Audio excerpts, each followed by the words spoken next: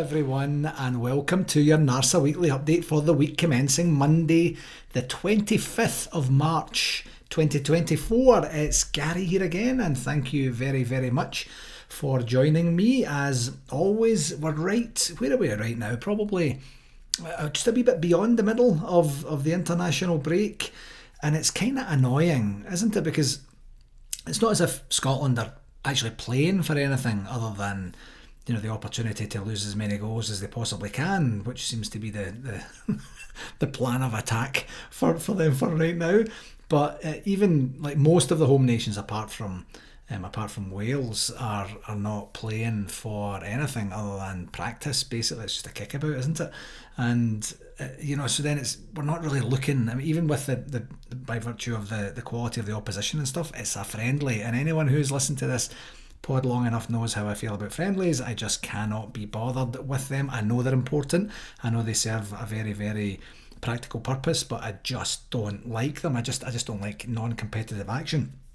So the only thing that we've really got to look at is whether Rabbi Matondo would get a game for Wales. And as far as I could tell, when I was watching, I only watched the second. I had the second half on in the background as I was working last week, and of the Wales game, the Wales and Finland game, and I didn't see him come on. And I'm sure there would have been a bit of chatter on the NARSA chat had he come on, I should say. So I guess it's just one of these things we need to put up with. But we are back in Rangers action this week, and in terms of information I have to share this week, I have some very important, very pertinent information regarding NARSA 2025. So if this is the point where you usually switch off or something like that, don't. I've got some important news for you, and I think it's going to float your boat. It certainly floated mine.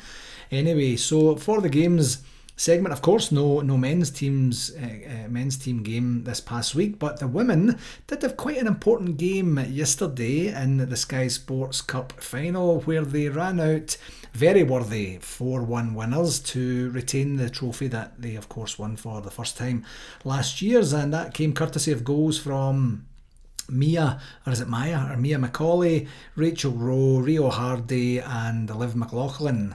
And it sounded like a somewhat relatively tight score-wise first half, with Thistle managing to actually peg Rangers back to 1-1, and they almost got into half-time 2-1, which probably changes the half-time talk a wee bit from Joe Potter, but Rangers managed to get the goal kind of basically just on half-time to make it 3-1. And it does, overall Rangers women were absolutely worthy winners. It was never really in doubt when they got that 2-goal cushion, I don't think, and it's just fantastic news for Joe Potter's team. And of course Joe Potter's team are emulating Philippe Clement's team by winning the first available trophy of the year and having the treble very firmly within their sights. So, I know that I kind of talked last week and over the last couple of weeks, but last week specifically around the Joe Potter's team, and they've been having a wobble of late, and the league table is way tighter now than it should have been, based on early season form anyway. But like Philippe Clement, to be top of the league now, I know we're not top of the league, but we have that game in hand, and let's assume we're going to win it, we're going to go top of the league. To be top of the league, to have our first trophy in the bag and be in with a real chance of more silverware is pretty much anything, all that anyone at the club can ask for. And it's the same with Philippe Clement. I think Philippe is in a bit of a more, what would you say, magical position because of what he inherited back late last year. But the two teams are very, very similar in terms of what it is they're trying to do. We get that game in hand, we do well enough hopefully, and we get ourselves back to the top of the league table, and we just don't let it go between now and the end of the season, and that's what we want to do. So congratulations to Joe Potter winning her first trophy as a manager actually in her career. And it's just fantastic to see. If you go to the Rangers website, it's just absolutely incredible to see all the articles, all the press that they're getting. And speaking of press that they're getting, did you see Hearts' announcement today, or your communication or press release, or whatever you want to call it, that they did today, complaining that Rangers covered the Hearts badge that's on the ground in the home dressing room with a Rangers a sticker or mat or carpet or something, I don't know what it was, but Hearts just had a wee hissy fit, and they decided to make it public. And yet I just wonder now if someone in their communications department's like, yeah, that probably wasn't the best idea now that I think about it. They're getting all the trappings of hosting, the cup final there at Tynecastle, and then they're complaining when the visiting teams want to in some way personalise it, especially when they've won the trophy. It's I don't know. Is it no publicity is bad publicity or something like that? I have no idea, but they made a bit of a mess of this one, and they're looking kind of stupid at the exact same time. So who knows who thought that was a good idea. But anyway, that's not to take away from what Jo Potter and her team have done, and congratulations again on a significant victory. Hopefully it's the first of 3 trophies that the women get for this season. And we also, as you'll know this, we also got confirmation that the aforementioned Dundee game will, what do I say here, probably go ahead on Wednesday the 10th of March, and that's with an 8 p.m. UK kickoff time. And I say probably because who knows what the weather's going to be like. What happens if it's a wee bit foggy? What happens if it's a wee bit misty? What happens if there's some wind and maybe the pitch is unplayable? Again, it's been an incredible situation, but thankfully, hopefully, there was some common sense involved in here. I know that common sense isn't very much common practice, but that they didn't give us that game in the week leading up to the Old Firm game, because that would have stung a bit if that was the case. So hopefully Rangers had some sort of influence there to be able to say make it after, so that we've got the exact same amount of prep time as the other mob in the Lands showcase game. So we do have one game this week back to league action, and then after that the clocks will change in the UK and we're back to full normal. So that's what I'm looking for. This always kind of just makes me a little bit bandy, this 3-week period in the spring. And of course it's at home to Hibs, and that's on Saturday the 30th of March with an 11 a.m. Eastern Standard Time kickoff. It's 3 p.m. UK kickoff, but for now we're only 4 hours behind rather than the typical 5 that it is for the remainder of the year. I don't think we can underplay the importance of this game. We've enjoyed tremendous success this season against Hibs. Recently, of course, the Scottish Cup quarter-final where we won 2-0 through goals from John Lundstrom and Mario Silva. And that's the game, of course, that Hibs just decided it was a UFC match about midway through the second half.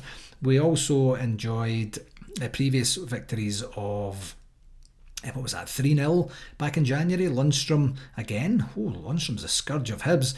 Ross McCausland and Rabbi Matondo. And then back in October we won 4-0 with Abdallah Sima, Nico Raskin and Todd Cantwell getting the goals. So a very good record that we've had against them thus far this season. We have played, played them 3 times. We've won 3, we've scored 9 goals, we've conceded none, and we've had 7 different goal scorers. So something very similar to that would be kind of super handy this weekend. Rangers, I think the atmosphere is going to be tremendous. I know for a fact it's a sellout, and it's going to be one of these occasions where we can really get an opportunity to leapfrog the mob from the east to get ourselves back to the top of the league. Hopefully get a little bit of a goal cushion there and put a wee bit of pressure on them to go to Livingston on Sunday and see what happens. I think we'll do just that. We see what happens at this weekend and what the implications we'll have for the following weekend, and prepare accordingly. Philippe Clement would probably say the preparations wouldn't make any difference as to what happens this weekend, but we don't want another Motherwell. We don't want another situation where we all go away going, wow, that was odd. I didn't think that was going to happen, and I don't want that to happen again. So the big thing here is that the 2 games that straddle the Old Firm game is, of course, Hibs at home and then Dundee away. Both of them are the main realistic candidates for the top 6 spot, and the 6th of the top 6 spots as well. So these are no easy games, and we have to be prepared for an absolute battle in these. But like I say, every single time, if Rangers show up and every person to a man shows up and does their job, we will win the game. It's as simple as that. I feel that with every single game that Rangers play domestically, for sure. So let's just go with that. For RTV, everything was okay on RTV because we didn't actually use RTV for this last wee while there, so it's good to report that there was no hassles there. On the shout outs for this week, we've actually got quite a few shout outs. Sometimes it's absolutely barren and there's none, and other times it's really really thick and heavy with the shout outs. Thick and heavy in a positive way, not a negative way.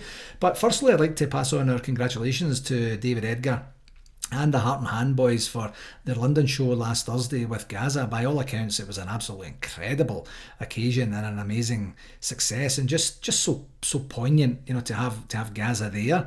And from where Heart and Hand started to the rising to being the most popular, prominent podcast for Rangers fans across the world, apart from the NARSA Weekly Update, of course, and then become official media partners of the club, and more importantly, become an important fabric of our conventions in terms of MC duties and other advertising and marketing support and such. It's really just absolutely incredible. So well done, David, well deserved.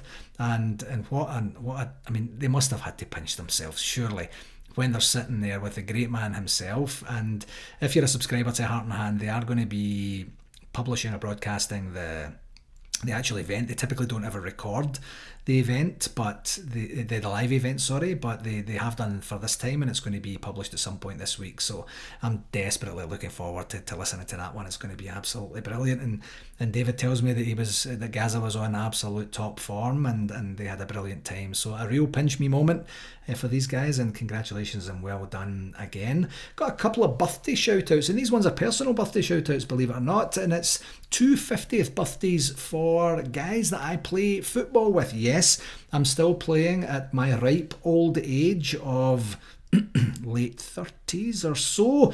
But firstly, I'd like to wish a happy 50th birthday to my pal and teammate Gord Newlands, who is literally at this moment is celebrating his birthday in Mexico somewhere. And I say somewhere because I don't know where they are, because I must have missed the invite for that particular occasion, but I'm sure I'll catch up with him on his next milestone birthday, maybe or maybe not. I did actually message him to ask him when he was going to Mexico, and he says, "Oh, you coming along?" And I said no, because I wasn't invited. That's the way things work from the west of Scotland anyway.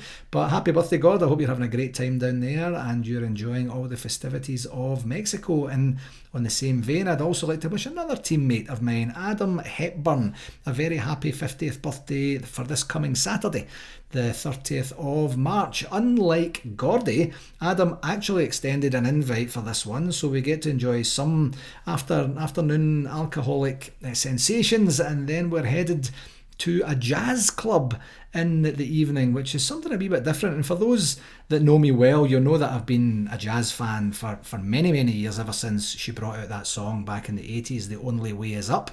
So it'll be great to see her perform that one again. I'm really, really looking forward to that. It's always a floor filler, as they say. And Adam is the handsome guy on the team. And here's another fun fact about Adam. His dad is originally from Shotts, back home, and is a very good blue nose as well, so it's going to be great to celebrate with him and his family and such on Saturday. Now, the good thing is, the game here, the Hibs game, is at 9 a.m. The bar opens at 9 a.m. and Gaz will be serving some beers at 9 a.m. So the afternoon, they're having a bit of a Blue Jays baseball theme thing in the afternoon before we go to the jazz club in the evening. So this could be one of these days. This could be when you listen to the pod next week, you're like, oh, he sounds like he tied one on Saturday. Maybe not. You never know. I might be adult and mature about it. I'm not 100% sure. But anyway, happy birthday, lads. And I hope your 50s are full of health and prosperity. And you know what? Maybe even a wee bit more effort in defending when you're actually on the pitch, instead of the lazy garbage that you serve up every other time that I have to call out on the recaps, would be kinda good. I'd also like to put another personal shout out here. This is kind of Gaz's show today, isn't it? For safe travels to the Careys, and we have this actually today. Chloe is heading over to the UK to do a wee bit of sightseeing and travelling around, and she's also, Chloe's my niece by the way, and she's also going to go to the game on the Hibs game on Saturday as well. She arrives in Paisley late Friday night, I believe, and is going to head up to the ticket office to pick up her ticket on Saturday morning. So safe travels to Chloe. Have a wonderful time when you are over there. And Chloe's mum and dad, Debbie and Andy, I'm dropping those two off at the airport on Thursday night, and they're heading back up to Paisley. They're going to a wedding, Jordan, Andy's nephew Jordan's wedding, whenever that is. I wasn't invited to that one either, so I couldn't even tell you when that one is, but they are heading via Liverpool. They're going to be at the Liverpool-Brighton game this coming weekend. And this is a wee bit of a delayed celebration for Andy's birthday, because they're also going to be enjoying corporate hospitality at Gordon Ramsay's lounge for the Old Firm game as well. So good for them. They're going to as a combined family, take in Hibs, Liverpool and Rangers in the Old Firm game as well. So safe travels. Do you know, it's kind of depressing, isn't it, when you're dropping someone off at the airport and they're all happy and in holiday mode, and you're like, yeah, that's great. I just maybe sit there and shut it for a wee bit, will you? So we'll see how that goes, but happy to help them, because they would be more than happy to do that for me at some point in the future if I ever get to go on holiday again. Also, congratulations to Cyril Dessers on scoring from the penalty spot for Nigeria against Ghana in their game where Nigeria, my apologies, won 2-1 on Friday night. Also, congratulations and thank you to Turkey for getting another one of our players injured on international duty, where we have Ridvan Yilmaz injured.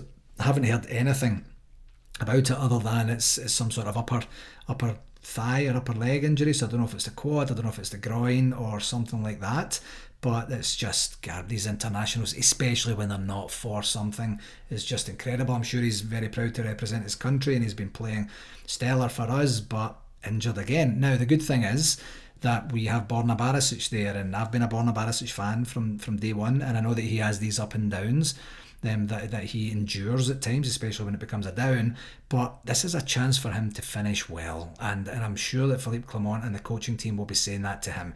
Go out, give it your all, finish well, end up with a couple of more trophies, and you'll leave here a legend, and he deserves that, I think. And you know, we're not absolutely bereft of anything on the left hand side of defence if Ridvan is going to be out for a wee bit longer. So hopefully, if it is bad news for Ridvan, it's good news for Borna, and it will be good news for us, because when an on-fit and confident, an on-point and fit and confident Barisic is an absolute asset to the team. We've seen it time and time again over the last 5 or 6 years or so. And also congratulations for John Souttar coming on for Scotland in Holland there just last week, just before the goal rush for Holland started. You know, I think it was 1-0 when he came on, and it ended up 4-0 within about 5 minutes or something. I'm sure none of them were anything to do with John Souttar, as his form has been pretty stellar for us in the last wee while at the same time. Saturday, just past there, also saw the 29th anniversary of the tragic passing of Davy Cooper. And I think I've talked about this on the pod over the years when it's gotten to anniversary time. It's one of those ones, for me anyway, for sure. Like, I knew, I can tell you exactly where I was. In fact, I'm going to tell you exactly where I was when it was announced that he had passed. Obviously, he'd suffered the brain tumour, the aneurysm, and then was taken to hospital, and then there was a waiting period. He was on life support and such, and I was on Sauchiehall Street, or was it St Vincent Street? I can't remember now. Oh gee, I'm telling you exactly where I was, and I don't remember the address, but I'm sure it was St Vincent Street, and I was in a Northern Rock Building Society painting a window. I was standing in the kind of window well, it was a big kind of sash and case window, and I was in there painting, had the radio on, and the announcement came over that they had turned off his life support machine, and the legend, the great Davy Cooper was gone, and it was just utterly, like literally utterly unbelievable to endure that at that particular time, and I can't believe it's 29 years since that happened. You know, just incredible the life and you know, the life wasted, unfortunately, by the absolute unfortunate event there, and the life that he managed to live, and what he could have done if he was still around, you know, in terms of, you know, inspiring, coaching. You know, he was doing TV work and such. He just had so much to look forward to. Just an incredible shame, an absolute shame of that. Oh well, I guess we'll move on. Get well soon, please, to the Princess of Wales, Kate, who is now undergoing treatment for chemotherapy treatment for cancer. And in, you know, the way that the press do it back home in the UK, they hounded her until she had to put out basically an explanatory video and then that's the absolute catalyst point for when the press changed from vilifying her for, what was it? The worst thing that she did was maybe photoshopped a photograph with her kids. Like no other mother in the entire world has done that, have they? And that's just what's wrong with the world today, in today's anti-social media environment that we live in, it's almost okay. It's almost accepted to be able to say anything you want about anyone at any time, about any circumstance. And then when it's proven to be wrong, or it's proven that there's more to the story, it's just a case of shuffle your feet a little bit, move along, nothing to see here. When the truth is actually outed, it's absolutely disgusting. It's one of the main reasons I'm not a big social media guy. I think this is going to collapse in itself at some point in the future, and I for one won't be too devastated when that happens, and I won't be too affected by that either. I just do my LinkedIn stuff, and that's almost about it. Another big congratulations here for Lewis McLeod. I read on the Rangers website today that he has returned to the club in an official capacity, and he's now coaching the under-14s 2 or 3 times a week, something like that. He was a great talent when he was with us, obviously with us during some of the very trying times of 2014, 2015, before he had to end up leaving to satisfy the financial objectives of the club at the time, and unfortunately had to retire very young due to ongoing injury issues. You've probably, if you subscribe to Rangers TV, you've probably heard Lewis on the co-commentator duties with Tom Miller over the last probably season and a bit, I think, maybe a couple of seasons, certainly this season for sure, obviously. And it's great to see him, one of our own back, doing what he wants to do as well. So that's great, and he'll be able to lend some real experience. He has actually lived the journey of being a kid at Rangers and then working through to being in the first team, so that's going to be invaluable experience for those kids as well. So congratulations and welcome aboard to Lewis. And also just the final one for the shout-outs. Yes, there was a lot this week. Is the cultural night that Toronto Midtown Rangers Supporters Club are hosting on Friday the 19th of July. If you could please email tmrsc1998@outlook.com to reserve your spot. Remember, there's no tickets for this event. It's just to reserve the spot so that they can make sure you get what you need for that. That would be great. Okay. It's all been leading up to the convention update for this week, and what I am very delighted to tell you is that for the first time in quite some time, we have a signed contract with a destination hotel, and we are going to Kissimmee in Florida in 2025. We had a kick-off meeting with representation from Rangers and Experience Kissimmee just this morning. We have another one set up with the wider Rangers team on Thursday morning, and we'll get more details out about that. We will start very quickly now. I mean, this is literally hot off the press here, folks. We'll start then getting on with the ticketing pricing, getting the tickets available, and our combined communications and such. This is not just the NARSA show for this time, of course. We have partners in crime now to help us actually manage the planning for the event and the execution of the event when we get to site. But so I can't tell you exactly where it is we're going to be. We'll leave that for the actual official announcement. But what I can do is tell you that it's going to be on Father's Day weekend in 2025. It's going to be the second weekend in June, and the reason we've done that is that Colin Bowman from the Orlando Rangers Supporters Club had asked me to move it to that week because it coincides with his wedding anniversary, so he was keen for that to happen. So I'm more than happy to oblige. I'm only kidding. It just so happens to coincide with Colin's wedding anniversary and Father's Day, but it's actually the availability of the hotel for that weekend. So yeah, Father's Day weekend again, and what better way than to spend it with hundreds, maybe even in the thousands of your fellow Bears as Philippe's Blue and White Army descend upon the wonderful Kissimmee in Florida. If you don't know where Kissimmee is, it's basically just south of Orlando, very, very close to all the amenities, all the parks and such, International Drive, and we'll get there. So guess what I get to do right now, folks? I get to tell you how many weeks and days it is until NARSA 2025, and I'm delighted to do that today because it's a kind of poignant number today that I can tell you it's 444 days and 63 weeks until we descend upon Kissimmee in Osceola County in Florida for what I'm going to call for the next wee while our comeback convention after the disappointment that we couldn't make New York happen this year, and it's still very, very disappointing for me personally. that we weren't able to do that. Where better to go after a failed attempt at New York than to head down to Kissimmee in Florida. So thank you very much to everybody, to the NARSA executive in particular, for all their help and support through the negotiation period. It took quite a long time to get us to a workable solution that's going to be affordable for our guests, and it's going to be an occasion and an experience for our guests. And with us having key players in this, it's not just, as I mentioned earlier, the NARSA show. It's an opportunity for us to genuinely partner with Rangers Football Club, which has been a dream of mine since my introduction to the NARSA executive in 2012. And we also have the strength and the bench strength and the local strength in Experience Kissimmee, and of course Colin and the Orlando Rangers Supporters Club. So 444 days today, folks. I'm going to put this out on wider distribution, and we will let folks know, and the actual formal communication will be very quick. I don't know that it will be this week, but it will be at some point, hopefully early next week, and we'll get on with giving you the information that you need. And as I say, the tickets and such will be, and the hotel bookings will be opening here in the next couple of weeks.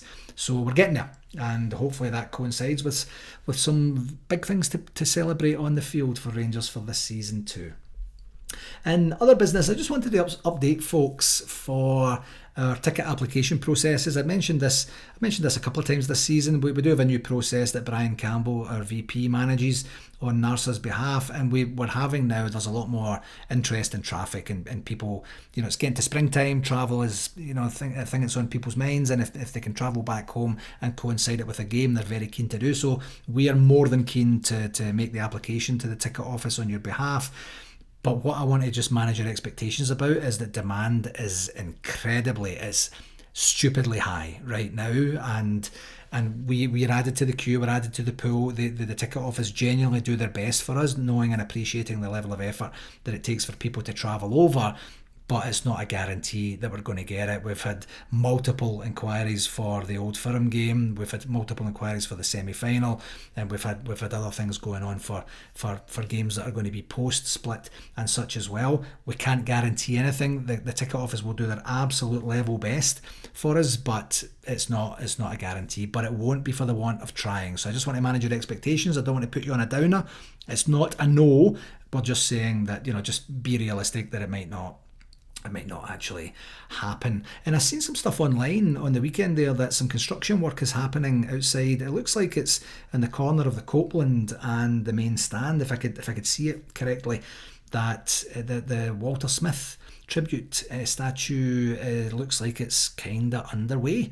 So I'm hoping or assuming that means it's going to be planned at some point between now and the end of the season. And with our home games kind of running out a wee bit here, I would imagine it's going to be post-split. So maybe it's title winning day at Ibrox and we'll get the Walter Smith statue out there at the same time or something. I'm not 100% sure.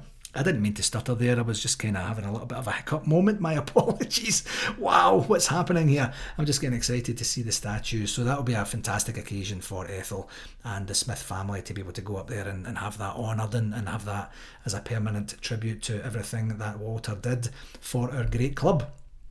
Okay, on to the comms for this week. Not too many to go. I promise we're almost done. On the Gers Guide, Monday, Tuesday is basically dominated by the highlights of the Sky Sports Cup final for the women's team. Tomorrow is going to be an away days. It's going to take you in depth into how it all unfolded. There's going to be a loan review on the website tomorrow. On Wednesday, there's going to be both the men's and academy international review of what happened over the last week or so, I guess. And on Thursday, nothing significant happening on Thursday. Friday's a press conference for the Hibs game. Saturday is the men's Hibs game, and on Sunday the women's team are playing against Hibs as well. So that's at Broadwood Stadium with a 2 p.m. UK kick-off. I mentioned briefly last week the Euro 2024 pool that we're going to be running with Bobby Jameson's help. We do have some details now in terms of what that looks like. I am patiently waiting on someone, a colleague from the NARSA executive, to put their hand up and volunteer to be the point person. It went kind of quiet after I email. I have to say, I don't know why nobody wouldn't be interested in trying to gather a whole bunch of names, a whole bunch of pics, a whole bunch of monies, and then manage that through through the entirety of the group stage of the tournament. It sounds like a great gig. I would love to do it, but I like to give people a bit of a development opportunity at the same time. Dear, we'll get someone there. We'll get the details. We will know this week who the 3 teams, the additional or the final 3 teams are, and then we can get on with that. But it's a very simple process to sign up, pay the money, and then all the details get automatically updated. It's basically points for correctly predicting the score, which I think is 15 points. Don't quote me on that, just in case it's not. And if you get just the result right but not the score right, you get 5 points. The points are accumulated and it typically goes to the end of the group stages. So quite an exciting thing to do, and really looking forward to NARSA getting involved in that this year. Something a wee bit more community focused to get a wee bit more banter and camaraderie going. It's this week, this is the last time I mention it, another shout out for the coaches convention this week. If you happen to have a spare £495 and some free time later this week over the weekend, then you can attend the first ever International Coaches Convention. You can go and you visit the link that I'll put on the blurb for today's pod, and you'll get a chance to see what that looks like. Once again, on the NARSA newsletter, we're looking for information on what you think. I'm aware we didn't publish the newsletter last week. Some logistics kind of got in our way. We will be definitely publishing it this week as we have the exciting information to share about the convention for next year. But please do let us know if there's anything you want to see in there. We're not restricted to 2 pages. We want to do club profiles. We want to do members of club profiles. We want to do anything fun, exciting or interesting that you have going on, just for a little bit more community. I mentioned that before, and we're really looking to do that for the newsletter. I love the look of it. I think it looks great. Lorraine's done a great job with that. So please, let us know what you want to see in that. Nothing too big, nothing too small for the NARSA newsletter. You will get what you want in that. And one last thing, I do still have to follow through on the One Voice book interview with David Holmes. Now that the contract is literally signed and we have that in my inbox, I can turn attentions to that over the next wee while. But the last thing I did want to notice was that John Ablett, one of the members of the Calgary club here, had sent me a note. I think it was on Saturday. It was on Saturday actually, because I was going for a nice walk in Banff on my own, just listening to my own thoughts, and it was about in the English game the football governance bill that's being put together, which is basically legislation for the approval of an independent football regulator to be introduced for the game. I think there's a lot of worry there about the club owners and things maybe getting a little bit out of control, and he was kind of asking my thoughts on regulation and regulators, and I think that would be a great idea, just to offer my opinion. No one asked for it, but I'm going to offer it anyway since it's me recording the pod. But could you imagine if we had that? If we had an overseer of the SPL, the SPFL, like all the governing bodies, and we had diligence in terms of recruitment, we had diligence in terms of performance management, performance reporting, and the business side of things, and making sure that we had the right people in the right positions at the right time to do the right thing, putting appropriate key performance indicators, and just treating it like a business instead of this kind of, I don't know what you call it, moth-ridden, stuffy feel that we have to the game in Scotland. I would be absolutely all for that. And by the way, I would stick my hand up to be involved if they wanted any help from overseas. That's how much I think this could actually be good for the game. So it'll be interesting to see how things go down in England, whether it goes through or not, and then maybe Scotland can do what they always do, which is decades later follow the standard path that everyone else is taking. Just look at VAR, for example. But anyway, I thought I'd offer that one up as well. Okay, my friends, big news. NARSA 2025 is official. We will get formal communications out over the next wee while. The formality of the communications, it's not just Gary writing the communications and then getting it out through our communications channels anymore. We have to be in sync with our key partners at the same time. So it'll be a wee bit restrictive, but the end product will be absolutely great. And wait till you see what Rangers have got in store for us in terms of ongoing support. You are going to be absolutely thrilled and overjoyed. I know I am.